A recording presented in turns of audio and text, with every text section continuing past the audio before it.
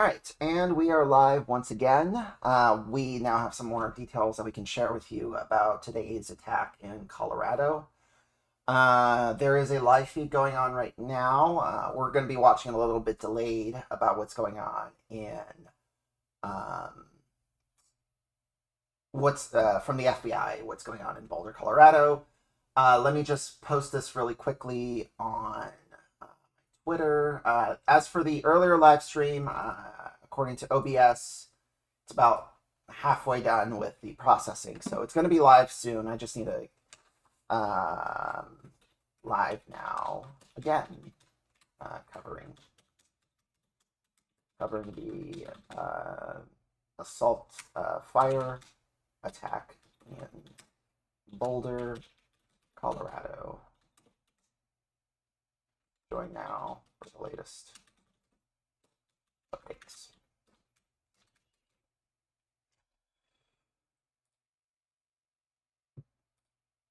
And let me actually do it this way. That's not the way I wanted to do it. 1 second, everybody. Twitch.tv/GirlBoss1. Okie, get that out of here and take a little snippet of this. And we're gonna play the FBI live update right now in just a moment. Let me just pull it up. Yep, okay, and post. I also want to make a little reply to this earlier tweet that I had.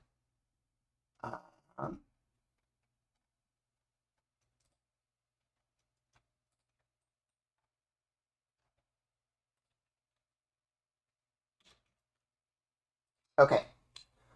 So, like I said, we are live again, and we are covering the latest of the deadly...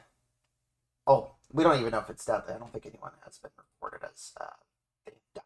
But in any case, we're going to play the this press conference here. We have the FBI giving a press release, so we're going to watch them.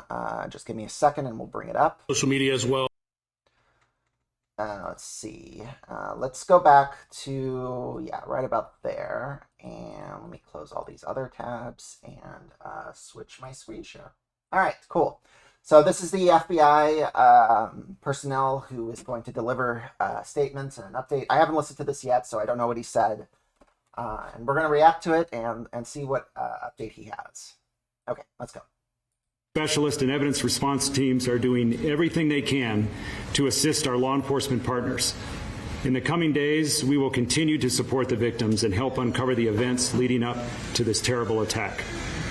Know that we stand with you, we grieve with you, and we are here to help for as long as it takes. We're early in the investigation, but some details have emerged. I'm able to confirm there are 6 victims, ages 67 to 88. All of them have been transported to local hospitals. This attack happened at a regularly scheduled weekly peaceful event. Witnesses are reporting that the subject used a makeshift flamethrower and threw an incendiary device into the crowd. The suspect was heard to yell "Free Palestine" during the attack. The subject has been identified as Mohammed Sabri Solomon, and he's 45 years old. The FBI is processing the crime scene and the subject vehicle and interviewing key witnesses. We're assisting Boulder Police in providing technical, analytic, and additional forensic resources. As a result of these preliminary facts, it is clear that this is a targeted act of violence, and the FBI is investigating this as an act of terrorism. Sadly, attacks like this are becoming too common across the country. This is an example of how perpetrators of violence continue to threaten communities across our nation. It's our job, the FBI, the Boulder Police, and our law enforcement and community partners, to bring these criminals to justice and keep our communities safe. We're asking for the public's help as we continue to investigate this horrific act of violence. I'll direct anyone that has phone calls, that wants to make phone calls, to 1-800-CALL-FBI. And if you have digital evidence, whether that is video or social media posts or anything that can help the investigators, please send that to fbi.gov/Boulder attack, BOULDER ATTACK.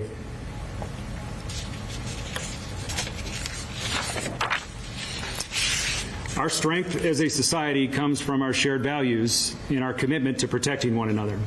Any attempt to protect, any attempt to divide us through fear or harm has no place in Boulder, in Colorado, or anywhere in our nation. We stand in full solidarity with those targeted, and we will continue to ensure that justice is pursued swiftly, that support is provided to victims and their communities, and preventative action is taken to protect everyone's safety. And I'll turn it over to Boulder Police Chief Redford. Thank you, Special Agent in Charge. As was mentioned, my name is Stephen Redfern. I serve as the police chief here in Boulder. I want to thank, first and foremost, the FBI for their swift response today and our partnerships, which preceded this attack today. This is the guy who covered up Elijah McClain's murder in 2019. McClain was, if you don't remember, chokehold, sedated with ketamine, murdered by the Boulder, or the Aurora City Police. He used to be in Aurora, but he moved to Boulder after all that. We have multiple teams of K9 and our bomb squad and hazmat teams in that area. I cannot at this point give you an estimated time for opening of that area downtown. We're hopeful it will be this evening. We understand that people's vehicles are in that area that's closed and they'd like to get them. Please follow. I'm going to let him go on for a little bit longer while I pull up some more information. We got a lot of interesting details from the FBI. That is, of course, what the FBI is reporting. I'm not giving credence to it. I'm taking it as their point of view, their statements. And of course, we're going to analyze it. We're not going to report it as fact because, like I said before, we don't know all the facts. We are still looking into this. We're still investigating ourselves. And I think it would be journalistic malpractice to come to any firm conclusion, especially from this Trump administration, especially coming from a guy named Dan Bongino. Come on, let's be serious. People are able to go about their business safely in light of this attack. But as always, we urge people to call 911, call us if they see suspicious behavior, if they see someone that's acting in a manner that appears to be suspicious. We would like to receive that call, go out and verify whether somebody's behavior is malicious or not. I want to thank our law enforcement partners. I started by thanking the FBI, but when this call came out today, we asked for help from all of our partnering agencies, some of whom are here today, and I can't thank you enough. It's not the first time we've had to do that here in Boulder, and it's not the first time that we've had to do that in the metro area. And the Special Agent in Charge referenced partnerships. When we put out the call today, we had a lot of help, both locally and from the region, and I really can't thank our partners enough. I would be remiss if I didn't mention the first responders today. When this call came out today, our officers rushed as quickly as they could somewhere close to the area, and they immediately ran into a chaotic situation where a man was throwing Molotov cocktails and using other devices to hurt people. Our officers, as they're trained, immediately interacted with the suspect, took him into custody, and then began rendering aid to those victims. And I'm very proud of our response today. I'm very proud of our partners as well with the fire department and well as American Medical Response. Before we take some questions, I just want to say that Boulder is not immune to tragedy, sadly, and I know a lot of people are scared right now. A lot of people are upset and questioning how this happened and why. All I know is Boulder has recovered before from acts of violence, and we will again recover. I urge the community in this time to come together. Now is not the time to be divisive, and we will continue to ensure community safety along with all of our partners. To echo the Special Agent in Charge comments, our hearts go out to everyone affected today. Here and in Colorado, we understand that this has a ripple effect in many communities, and we are continuing to stand with and support the victims affected today by this attack. With that, I think we'll turn it back over to our public information officers.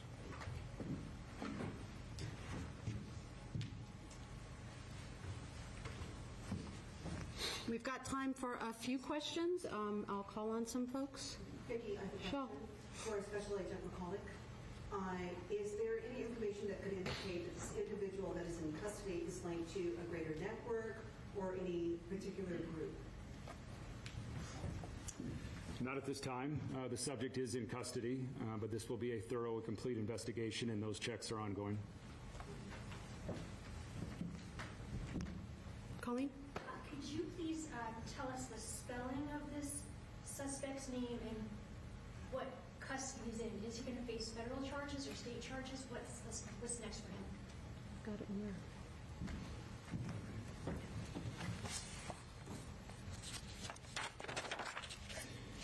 His name is spelled Mohammed, Mohamed, Sabry, Sabry, Solomon, Soliman. And we are early in the investigative process. Both teams are working side by side collaboratively, and we'll see where the investigation goes. If you're just tuning in, we are looking at the live stream of the authorities as they are releasing information about this attack that just happened in it's been reported to us Colorado, in Boulder, Colorado. Age ranged from about 67 to 88, I believe we mentioned. We know that 4 of those victims were taken to Boulder Community Hospital and remain there or have been released. I don't know the status of that. 2 additional victims were airlifted to the Denver metro area, I believe to Aurora Hospital burn unit. At this time, all 6 victims are still being treated. And again, our thoughts are heavily focused on their recovery right now. Anything on the conditions of that now? So the question was about the condition of the victims. The last update I had is that at least one victim was very seriously injured, probably safe to say critical condition, and then other victims received more minor injuries. I think there's a wide range, but I'm not. So I am looking into this, the suspect that they mentioned. I'm not able to find any sort of online profile for him. I am looking quite deep into the internet, though, so examined there as well. I'm not sure if he's been it's possible I taken missed it. to the correctional facility yet or not. One more question? There are people online who claim to be witnesses that say there was a second attacker. Can you speak to that at all? What I can say, and I will say that I've been involved in several of these mass casualty events in my career, and there is almost always reports of multiple suspects. It's very typical. We did receive reports of differing descriptions. From everything we know in the witness briefings and interviews that we've done at this point, we do not believe that there is an additional suspect at large. We're not going to say that with absolute certainty because we're still conducting a lot of interviews, but we believe that the initial report of 2 suspects, we have not been able to confirm that, and we're fairly confident we have the lone suspect in custody. Good. All right, so we also had a question about the prosecution. Boulder District Attorney Michael Doherty is present and can elaborate a little bit on that. What he's actually going to be charged with. Good evening. I'm Michael Doherty. I'm the District Attorney for Boulder County. And first, I want to echo what the Chief and the Special Agent in charge said. Our hearts go out to the victims, their loved ones, and our community. I also want to recognize the community members who responded and tried to render aid in the moments after this horrific attack took place, as well as who helped law enforcement, which acted with great courage in apprehending the suspect who is now in custody. I will emphasize that we're in the very early stages here, but the response by federal, state, and local officials is underway, and I greatly appreciate the work of the Federal Bureau of Investigation. There are many agents. We have the Colorado State Patrol here, Boulder County Sheriff's Office, and of course, the Boulder Police Department. They are working hand in hand to ensure that we secure all the evidence, all the information, and all the witness statements we need to hold the attacker fully accountable.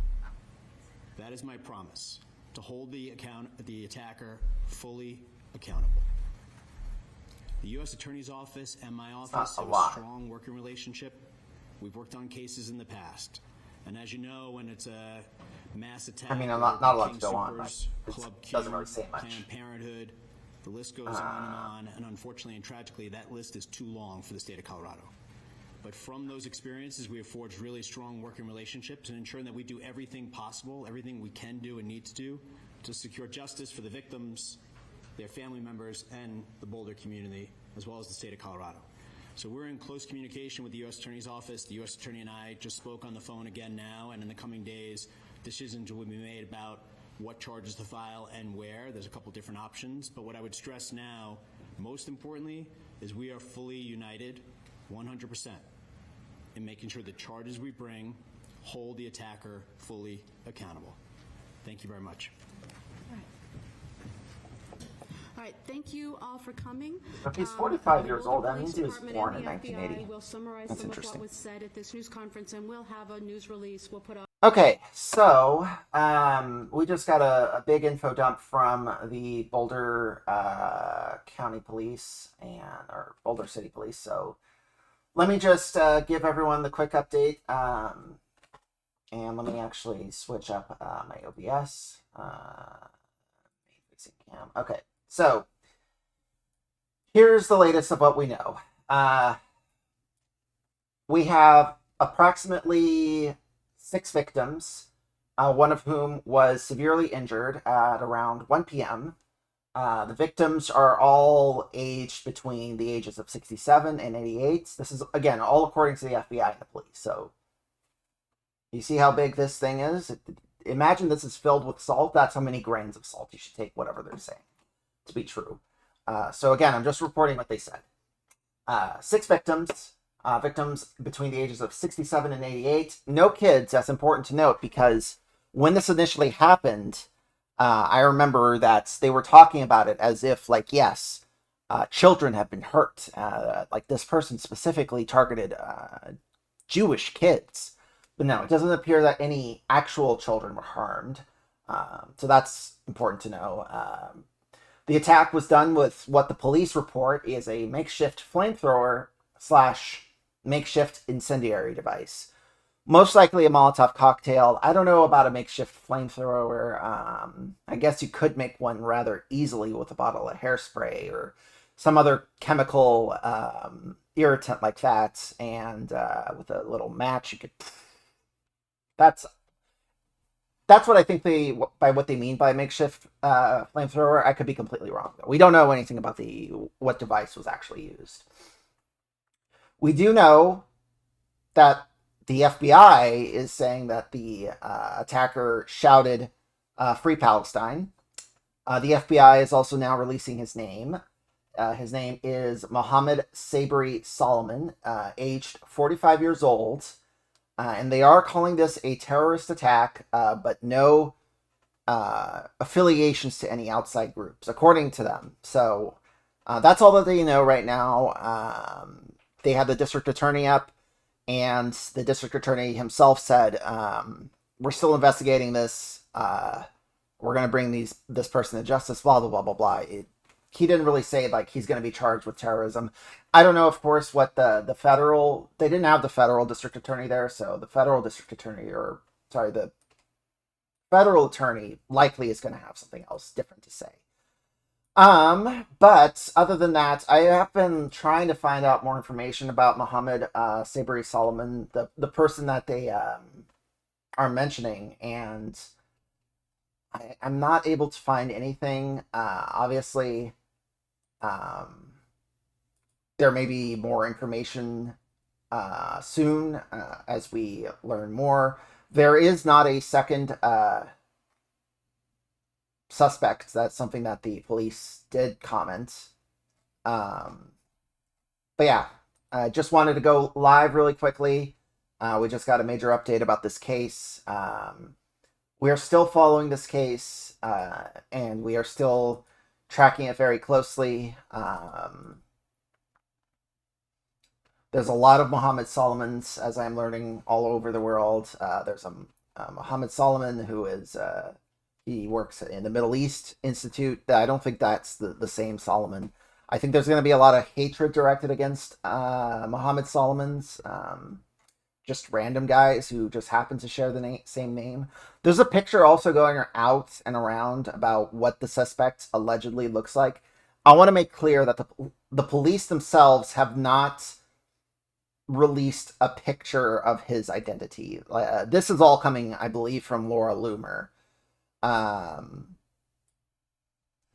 I mean, yeah, for example, this guy, Nick Sortor. Oh, actually, I'm not sharing my screen. Let me share my screen. So we have this guy here, Nick Sortor, saying Boulder attacker Mohammed Sabri Solomon was in the country illegally. Like, we don't know that. We don't know anything about this. We don't know if he was on a B2 visa. We don't know anything about him. A senior U.S. official. Like, also, he wasn't 42. He's 45 years old. So already this person is BSing. And that's really why I wanted to go live today. Like I said before, I had no intention of going live today. But then this happened, and I felt compelled to report the truth about what is going on. And yeah, I think we have done a good job of getting some evidence out there. And hopefully